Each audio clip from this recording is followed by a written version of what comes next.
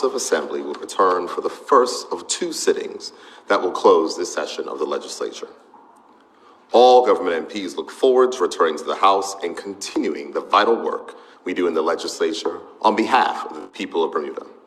These final two meetings, this one on Friday, which was delayed from last week's sitting, and next Friday, will culminate a productive session for the people of Bermuda, which began with a throne speech in November of 2022. That speech outlined our plans for advancing financial assistance reform, increasing the stock of affordable housing, establishing minimum wage, providing mortgage relief, continuing education reform, and more. We continue to deliver on our promises for the people of Bermuda. When we knock on doors in our constituencies or encounter Bermudians around the country, we want to ensure that you, the people, are clear on the work that your elected representatives do and how this work impacts you and your families. Today, I'm pleased to reflect on what the government has achieved during this parliamentary session and what the people of Bermuda can expect during the final two sittings of the House of Assembly. In November 2022, following the reading of the throne speech, the government ended the public health emergency, bringing an end to 32 months of regulations and allowing us to fully return to pre-COVID life. In February, we delivered the 2022-23 budget, 23-24 budget, which included significant measures to support workers and local business. We reduced payroll taxes for 86% of workers, and every local business received a tax cut, with some local businesses seeing their payroll tax liability decrease by as much as 43%. Self-employed farmers and fishermen were also exempted from employer payroll taxes. Workers making less than $132,000 annually are paying less payroll tax this year than they did last year. And since 2017, workers earning $48,000 have paid a combined $7,000 less in payroll tax. Yes, $7,000 more in the pockets of workers since this government took office. In May, we made strides in expanding employment opportunities with the Department of Workforce Development Summer Employment Program, increased the number of summer students from 130 places to 180 spaces, which align with our promise to provide more local training and career support for our young people. In June, we delivered a minimum wage for the first time in our country's history, providing a dignified wage for all workers and preventing exploitation. This has been a long-standing goal of the Progressive Labor Party, and this PLP government acted deliberately and diligently to make sure it was implemented for the workers of Bermuda. We continue to enhance social protections with amendments to financial assistance acts, introducing new awards for able-bodied recipients whose financial assistance awards have extinguished and setting clear time limits. We improved the system and support for recipients of financial assistance in obtaining gainful employment. All recipients must be registered with the Department of Workforce Development and attend one or more life skills programs. Personal employment plans are also required and outlines individuals' employment goals, action steps, and required resources and timelines to meet each objective. Additional amendments were made to the Schedule of Financial Assistance Regulations, which had not been updated since 2014. And these amendments increased benefits for over 2,000 recipients to better reflect cost of living in Bermuda and also to support mental health issues and transitional housing for persons who are experiencing homelessness. And it's important as a reminder to the public that 90% of persons that are on financial assistance are seniors or those that are disabled. And a vast majority of our spending goes to the most vulnerable inside of our community. Only a small amount of financial assistance goes to able-bodied, unemployed persons. And as I mentioned, those persons must now be on personal employment plans to make sure that they have returned back to the workforce. We expanded child daycare allowances to reach more families.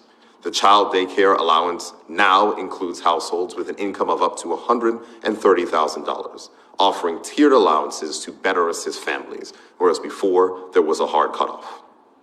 Under the One Bermuda Alliance government, this benefit was reduced. This change will better assist young families, providing relief from the cost of daycare. During the consultation with childcare providers over childcare regulations, the government was asked to provide tax relief to these businesses that are similar to those that are provided to educational institutions. The government listened and acted, and this is an example of the government listening to concerns and acting on those concerns, just as we've done many times over the last 6 years. In June, we also passed the Tourism Investment Amendment Act, which bolstered Bermuda's position as a premier destination for investment in attractions, restaurants, and hotels. And in an effort to support further job creations for Bermudians, we are sending a clear message to our entrepreneurs through this act. This is not just for hotels. This is for local attractions. This is for restaurants to ensure that the concessions that are there for large hotel developments are also there for our small entrepreneurs so that we can create additional experiences for our visitors to our shores. And it's also clear in this session that our government continues to honor and value our seniors, keeping our promise to increase pensions by the rate of inflation and a further 2.75% increase this year. These increases came into effect this month and reflect a $152 monthly increase in the basic contributory pension since 2017 and a $192 monthly increase for the maximum benefit during this period. Again, since 2017, we've kept our promise to increase pensions by the rate of inflation, and that represents a maximum benefit and change of $192 a month for our seniors. Also, recently, the Minister of Economy and Labor released the Labor Force Survey, which showed a decrease in unemployment from 7.9% to 3.1%. The minister also reported that Bermuda's economy continues to expand and grew by 3.6% year over year in the first quarter of 2023. Tourism figures are increasing, consumer spending is increasing, business registrations have increased, employment income has increased 7.9% over 2022 figures. The opposition seems reluctant to admit that Bermuda's economy is moving in the right direction despite these positive statistics. Yet they highlighted how more Bermudians are employed today than during the pandemic. They also admit that employee income has improved, but they say that the government should not take any credit. The fact is that our economy is growing, more Bermudians are employed, unemployment is decreasing, more businesses are coming to our shores, and our tourism figures are improving. The government will not be deterred by a double-minded opposition that contradicts itself and offers no solutions. We will continue to foster an economic environment that supports further job growth and job creation. There is no doubt that the most eagerly awaited news is that of the start of the construction and renovation of the Fairmont Southampton. The vast majority of Bermudians recognize the importance of this project to tourism and Bermuda's overall economy. The global conditions that have made large hotel development challenging have not changed, but this project has survived, and all parties are engaged in a push towards final closing. As I previously said, this redevelopment runs into the hundreds of millions of dollars and is incredibly complex and must be done right, even if it takes a little bit longer than we would all like. As we return back to the House of Assembly, we will continue to fulfill our promise to increase the stock of affordable housing that is available to our residents. This government understands the challenges that are being faced by Bermudians, young and not so young, looking for affordable housing options. Last week, I joined Minister Colonel Birch and opened 8 new affordable housing units at the former Harmony Club as part of our $15 million investment to expand affordable housing across the island. Tomorrow in the House of Assembly, the minister will make a further statement on housing, and the public should expect that there will be more affordable housing that will be open soon. We know that there is more work to be done. There is more work to be done with education reform, healthcare reform, and infrastructure. As the House returns tomorrow, Unfortunately, I will not be in the House as I'll be traveling on government business due to the rescheduling. However, government ministers will share updates with the people of Bermuda on healthcare reform, on the progress of which is taking place on roadworks, on numerous measures which are being done to strengthen protections for workers in our workplace, work that is taking place to expand our economy and to modernize our intellectual property and trademark legislation to bring more business to Bermuda. Before I end, I'd like to take a moment to address some aspects of yesterday's protests. I listened carefully to what some of the spokespeople said, and it was instructive. I sensed their frustration, and having met with most of the groups that were represented there, I am familiar with the issues.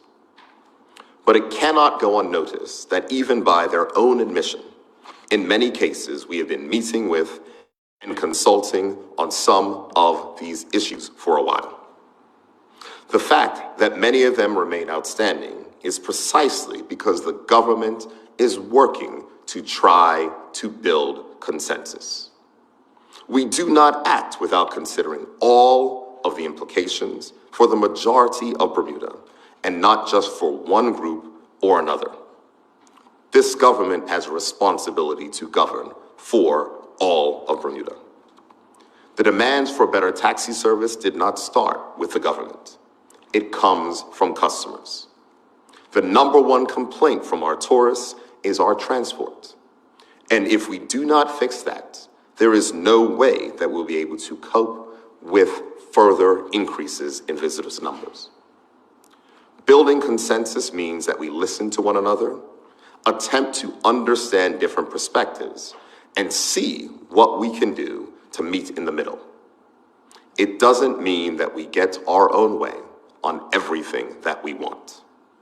It means we give somewhere where we can, and when we're concerned with people's livelihoods, we proceed with extra care and concern, because decisions made to appease the loudest may not always benefit the majority. As the government, it is vital that we continue to deliver on the policies that formed our election manifesto. That is what we have done, and that is what we will continue to do, making sure that we do it in the same way that we've done it over the last 6 years, with careful consultation to ensure that when things are implemented, they can be successful while enjoying broad support amongst the entire populace. That work will continue when we make it to the House of Assembly tomorrow, and ministers are looking forward to engaging in the debates on the issues, bringing forward legislation, introducing legislation that will advance our economy and our social welfare, and make sure that we continue the job of rebuilding Bermuda with Bermudians at heart. Before I take questions from members of the media, I just wanted to add something right quick. As members of the media will know from a press statement that went out earlier today, the government is experiencing some challenges with our IT systems. There has been an incident which is affecting not only the Bermuda government, but some other regional governments as well. Our initial indications is it's come from an external source, most likely from Russia, and we are working with agencies to make sure that we can identify any particular challenges and make sure that services are restored as quickly as possible. Thank you. I invite the world of that. Hey, Fiona. How you doing? I'm well, thank you. How are you? Not bad at all.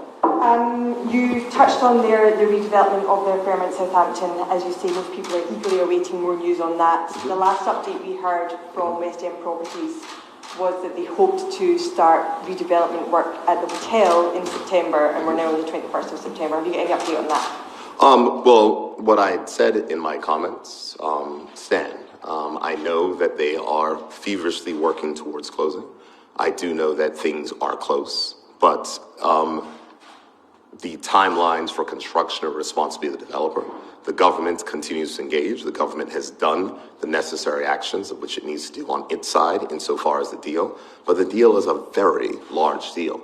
And as time goes on, the deal, of course, with time continues to expand.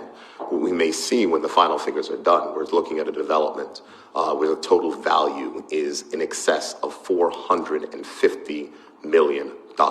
So this is not something that is small. It's a large, complex, multi-party deal.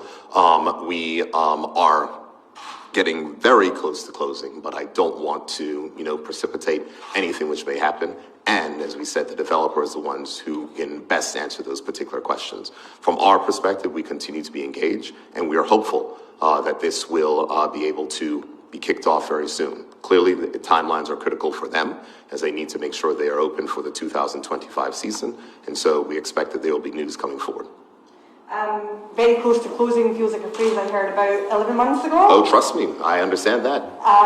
Can you tell us if any inter-creditor agreement has been signed, or was a date for the signing of that document? So what I can tell you is that I'm not that close in the technical details. The government has a very extensive legal team that is working on that, matters which have been updated in Parliament. I do know that some of the documents have been completed, and I did get that update before. As I said, it is a complex multi-party deal, but now I know that they are anxiously closing up the particular matters. There were challenges that did come up, as I'm sure the developer has alluded to, which did cause some particular delays. But right now, we're looking in a good space, and I am hopeful. But as I said, the developer will be the one who will be able to give you the most accurate picture on where that stands. Sure. In terms of looking in a good space, the report that went to the Development Applications Board yesterday recommended that the Minister does not proceed with making a special development order on the proposal as presented.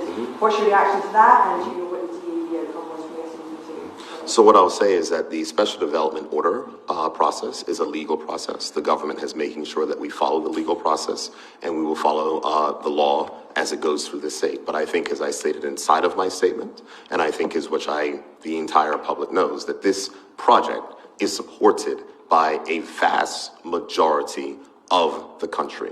The business community, the tourism community, our unions, our people, our workers, visitors, those, so it has broad support. Whatever happens in the DAB, the government will go ahead and take a look at that, and we will certainly determine our next steps. I'm not going to, presuppose what may or may not occur, but I think what's important to note is that the government has been committed to this. Unions are supportive, the business community is supportive, they want this to happen, and the government has a responsibility to ensure that we advance things for the betterment of the entire country. And there is no doubt that the starting of the construction of that hotel, the reopening of that hotel, the additional development and residential areas, and et cetera, that it will provide long-term into the future, provides jobs, provides income. And the key point to note is that the government is in a better financial position with that hotel open than it is with it closed. That is the key point, and that is why we find that it is incredibly important that we advance these issues. The report that went to the DAB noted that in any event it's considered that, even the economic benefits do not outweigh the harm which would be caused by the proposed development. That's not your opinion then? Again, this is a legal process that will follow. The minister who's responsible for planning, we must make sure we follow the legal process. So if there's any engagement or different thoughts from myself that is needed at some point in time, or the cabinet, that's when we'll get involved. But we have been very carefully following this legal process, as it is vital and important that we adhere to the law. We changed the STO law to make this matter more transparent. That is the process we've been going through. Clearly, the Royal Gazette has seen each and every submission. So for a person to say that it is a non-transparent process, as people have been accusing, clearly cannot be the case, as everything is clearly reported in public. So this process will continue, and will continue to follow the legal process. But that does not diminish the fact that this is a vital economic project for the country, something that was in our election manifesto, and something the government is determined to deliver. Sure. We've heard some rumours or some suggestions that Starwood Capital, one of the main investors, was looking for more input, more financial input from GenCom/West End Properties, or that perhaps their involvement was at risk. Are you aware of that? So what I can say is that the project itself is fully funded, and we're progressing to closing. I appreciate that. Thank you very much. You spoke just now with regards to the issue with regards to the communication, the network and government's platforms, and it's apparently affected some other jurisdictions. Can you tell us a bit more? You mentioned Russia. Is it a security threat? Should we be concerned about details?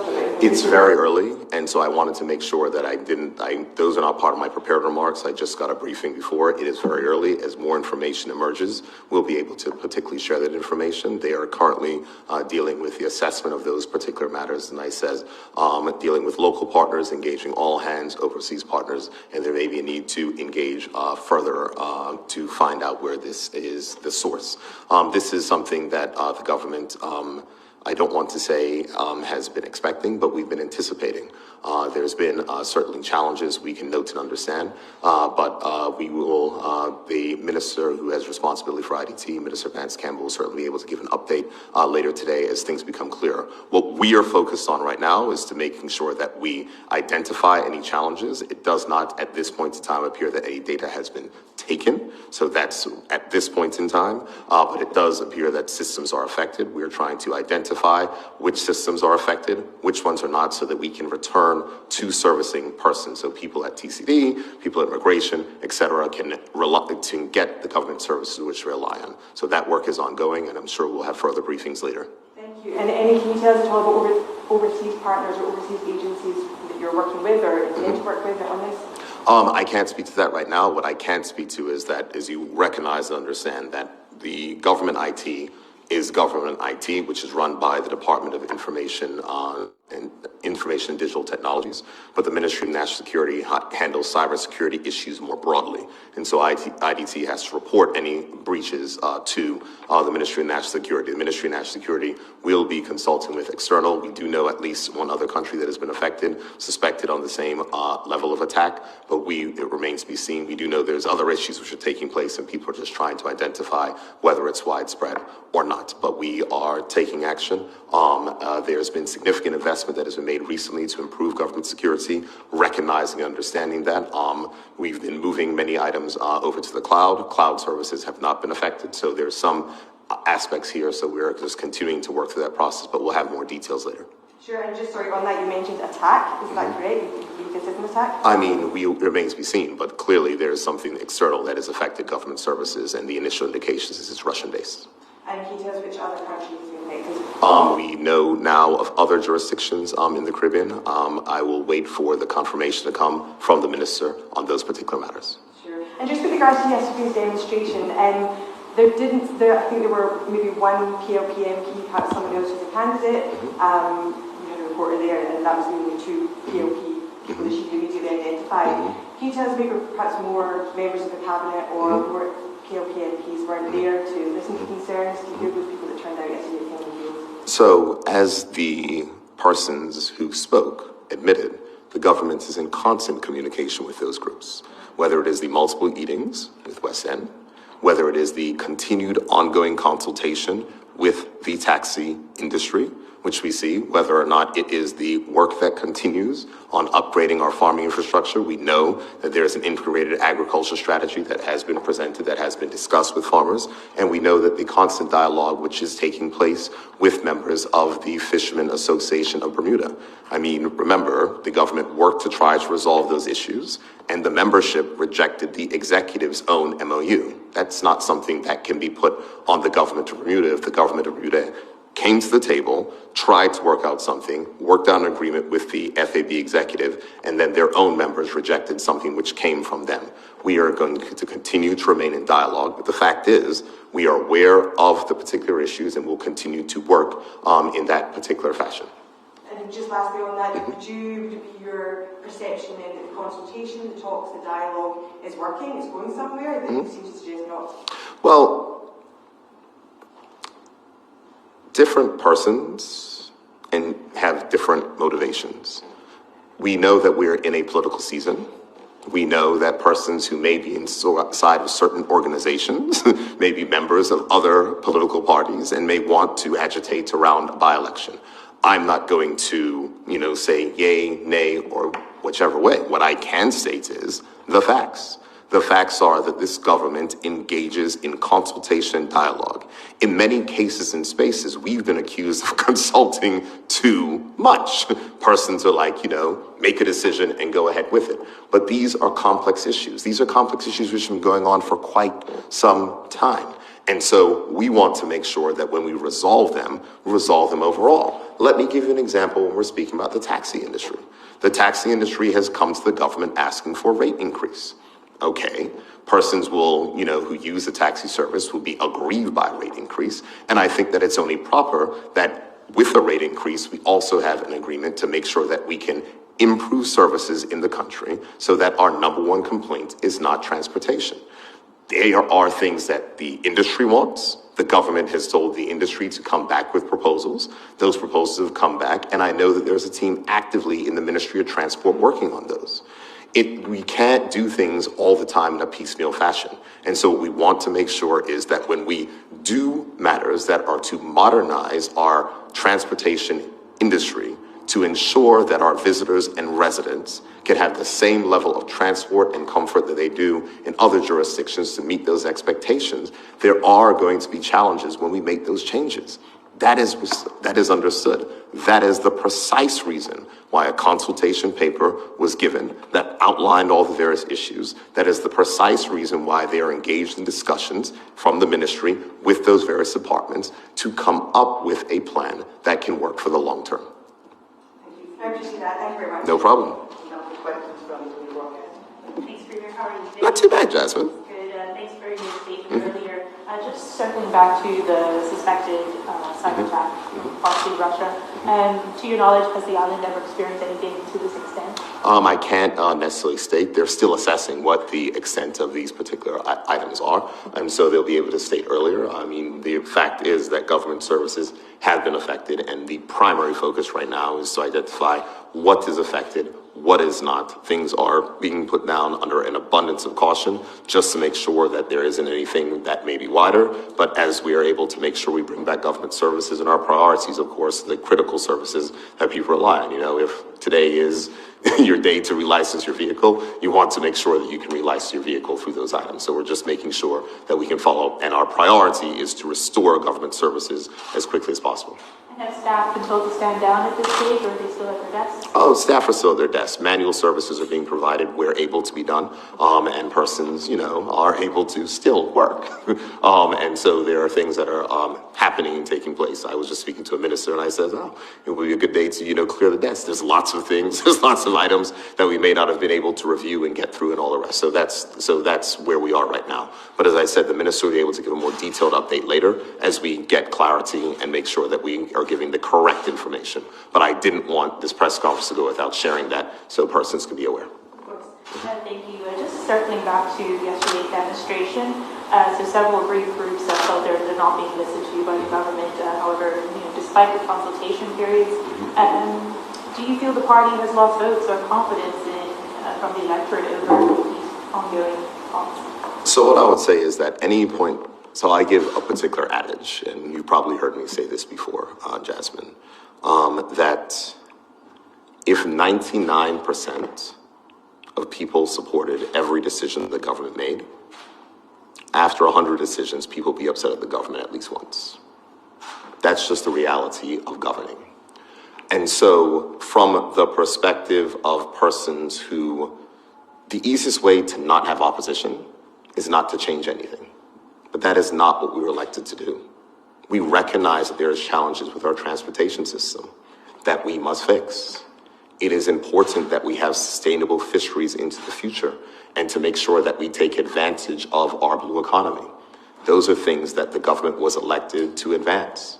And our primary matter was the issue of education reform. We have signature schools now, we have parish primary schools that are under construction. This is change. Anytime there is change, there are going to be persons who are impacted and affected by that change, and they will be disaffected. But the thing is that the government must make sure that we are delivering for what we believe is best for the majority of the population. And so, yes, there will be persons who may be aggrieved by some of the items of which the government does, while they're fully in support of others of which the government does. That is just the nature of governance. From our aspect, we are going to continue the consultation. We have a proud history of consultation, and the history has shown that consultation has led to changes in the outcome. We have to look at education reform, whereas there were the decisions on schools where after consultation, changes were made. We can look at many aspects where after consultation, changes are made. So I encourage persons to engage in that. So there's some, you've heard this before, amongst the taxi groups who feel that there is a conflict of interest because of the direct business ties to Hitch. I wondered, had you ever considered parting ways with the company to avoid, minimize that conflict, or perception of it? Great question, Jasmine, and thank you for that. I remember I was asked a similar question by Trevor, and I said the unfortunate reality is that taxi issues may have been solved if it wasn't. And it's a complex challenge. It is a complex challenge. So let me start by the facts. The first thing is that I am not a majority shareholder. I am one of founders who founded this company prior to me becoming a full-time politician, prior to me becoming opposition leader. The second thing is that when there are matters that are related to decisions that are made in this aspect, I am very careful to make sure that I am distancing myself, because the fact is that it is clear and obvious that, as declared in Parliament, as required, I do have an interest in a dispatching company. But here's the key point. There will be some persons who may be using that for whatever motive they may wish to. That doesn't change the fact, Jasmine, that transportation challenges in Bermuda is the #1 complaint of our visitors. And if we want our visitors and our residents to have a better experience, we must fix it. That is the statement. That is the place. Persons will say whatever they want. I got a picture yesterday that someone sent me of my new house being built in Tuckertown. I don't have one. People make a whole lot of things up. That is what it is. The reality is the government knows how to deal with conflicts. The Minister of Transport is running this particular project, and we understand the goal to ensure that our visitors and our residents have a better transportation experience. Whatever happens to my company or others will happen because of reforms that are done for the best interests of our visitors and others. Thank you for your time. No problem. Thank you, members of the media. That concludes our press conference. Thank you.